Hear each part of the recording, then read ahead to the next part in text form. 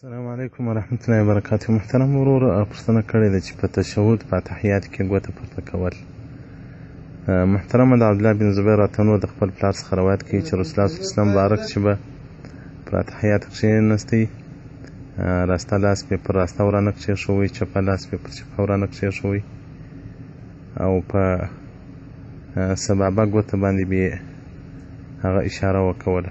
سبابه ګوته دا د بټې ګوتې و څنګ ته دغه ګوته ده، او رسول الله صلی الله علیه وسلم به بټه ګوته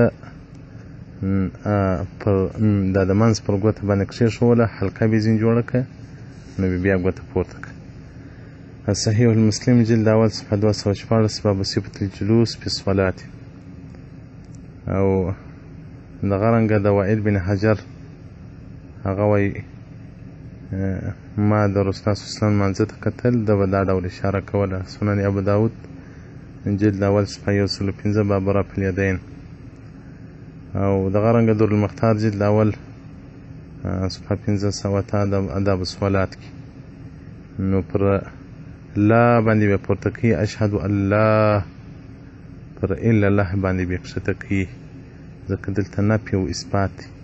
اشهد شاهدي ادا کوم، ام پر دې باندې لا نسته، دلته به ګوته پورته کوي، اله لایق د عبادت نسته، الا خو بیا سته، دلته به اثبات کوي. نو پر نفي به پورته کوي، پر اثبات باندې به کښته کوي، او دا سنت عمل دی. والسلام علیکم ورحمة الله وبرکاته.